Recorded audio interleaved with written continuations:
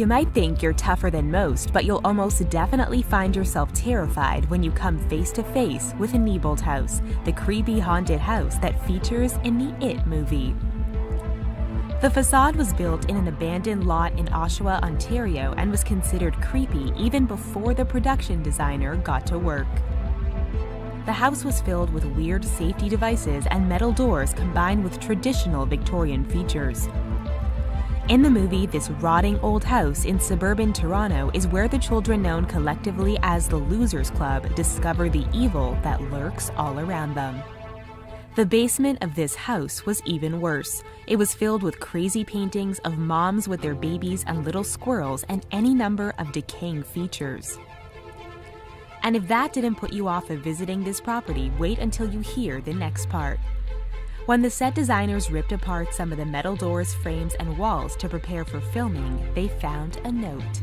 It said you should not have moved all that, which scared the producers into thinking they could end up cursed. Our next haunted house is another eerily Victorian property, but this time we're journeying over to Cleveland, Ohio. Are you ready to explore Franklin Castle? While some creepy properties might just be scary from years of storytelling, Franklin Castle has a gruesome past that many think reflects its present-day demeanor. At least 4 people disappeared at the castle in the past, although none of the deaths have been connected to foul play. A 15-year-old girl was one to pass away at the property along with 3 other children. Their parents, Hans Tiedemann and his wife Louise, were known as being kind and generous people. But eyebrows were raised when Hans's mother passed away, and then Louise did too. But that didn't stop people taking an interest in the house. Actress Judy Garland's last husband, Michael Davinko, was at one time one of the castle's owners amongst various other thrill seekers. Nowadays, the castle usually always hits the top 10 most haunted houses in the country because of the consistent strange occurrences. If you wander through the house, there's a high chance you'll hear voices, watch doors open, and notice objects moving around. The radio might spontaneously turn on, or you might place something down only to find it in an entirely different room the next day. It's clear that whichever spirits remain on this property are not very happy at all.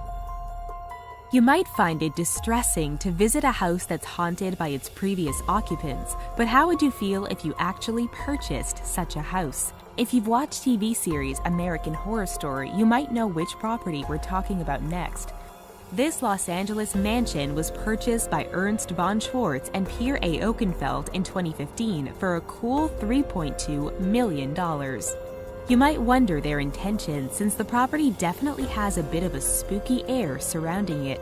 But apparently they weren't aware of its spiritual nature, nor the fact that it was often visited as a sort of unusual tourist attraction by people far and wide. The Murder House appeared in the first season of American Horror Story, as well as Roanoke Hotel and the current season Apocalypse. Now the current owners are suing the previous owners for not telling them that the house is supposedly haunted in real life, not just on screen.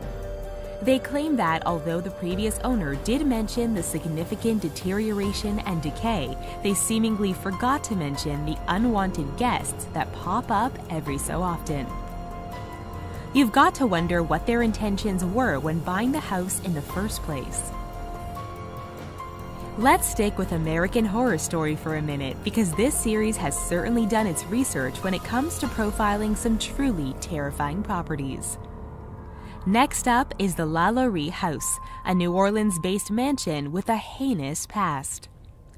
This property was owned by Madame Lalaurie, a woman who became infamous as the cruel mistress of the haunted house.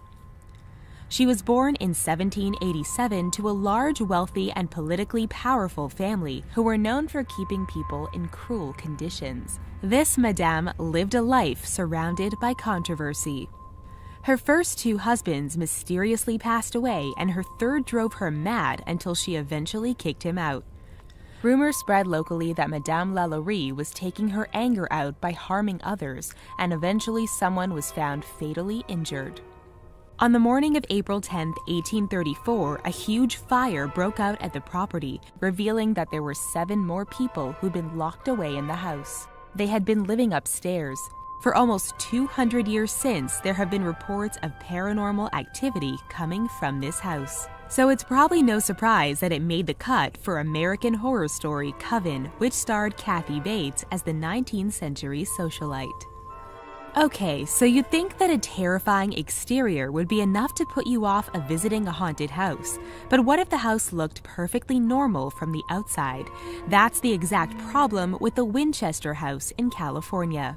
Surrounded by palm trees, blue skies, and freshly cut grass, this property looks like it could feature in any number of American high school sitcoms.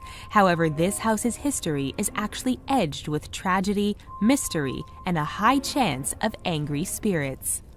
Many people connected to the house found themselves suffering, including the mastermind behind the design of the house, who had heart failure and a young child. There are also many odd features in the design, from the staircases that lead to nowhere to a dangerous door on the second floor that opens out into nothing except a large drop. The freaky nature of this house has not been lost in popular culture.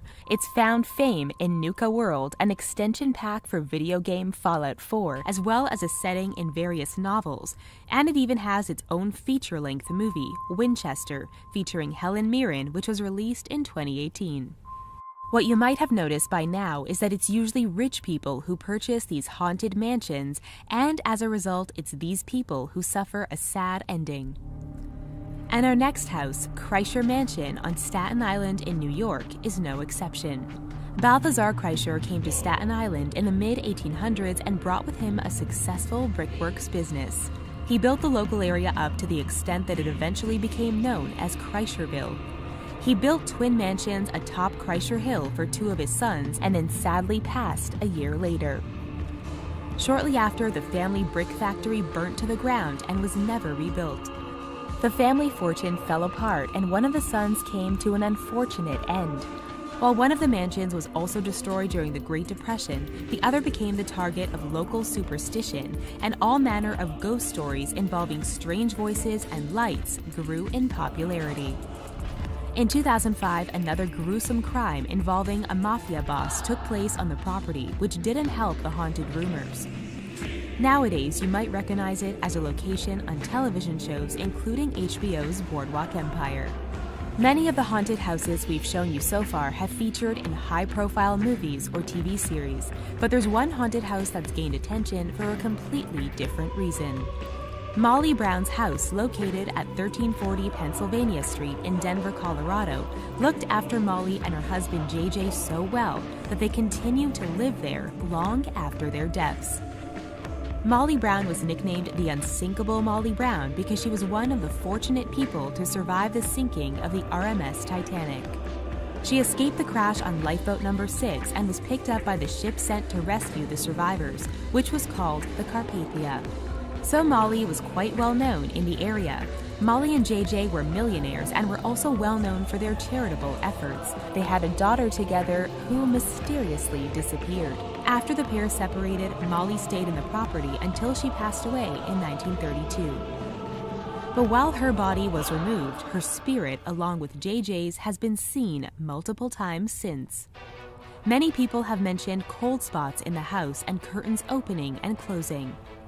The ghost of Molly's mother, Joanna Tobin, also apparently lingers in her granddaughter's room. Other figures who'd stayed at Molly Brown's house as guests have also been spotted in ghostly form on the property.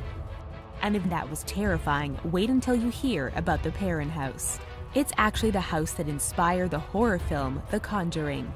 This creepy movie follows the story of the family who suffered through years of ghostly torment at the hands of many spirits. Carolyn and Roger Perron and their 5 daughters moved into a 14-room farmhouse in Harrisville, Rhode Island in 1971. At first, they noticed moving objects and scraping noises, and then things stepped up a notch. The family discovered that the property had been owned by the same family for 8 generations. Many of them had passed under mysterious circumstances. Bathsheba, the spirit that's most prominent in the movie version of this tale, was the worst of them all. The parents believed that this spirit was tormenting them along with more of its ghostly friends. Beds would rise off the floor and horrible smells would fill the air. Heating equipment in the basement would also fall down without a cause, forcing Roger to venture downstairs and feel a cold, stinking presence behind him. But we can't talk about The Conjuring without mentioning the second movie, The Conjuring 2. Because only 6 years after the Perron family had been tormented by spirits, another family began to experience a similar thing. This time it took place in a house in Enfield, North London, in England. It was August 1977, and Janet Hodgson, who was 11 at the time, recalled sitting up in bed to see her dresser sliding across her bedroom, and that was only the beginning. The supernatural activity that took place at 284 Green Street has confused the world to such an extent that not only did it mark the storyline for the sequel of The Conjuring, but it also marked its place across books, documentaries, and other movies. The family began to hear knocking coming from all over the house, and lights would flicker, coins would drop out of thin air, and furniture would shift without being touched.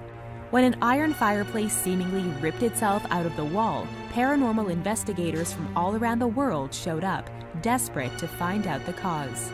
More than 30 people, including neighbors, psychic researchers, and journalists, claimed they saw movement. But skeptics said the poltergeist residing at 284 Green Street was nothing more than a hoax.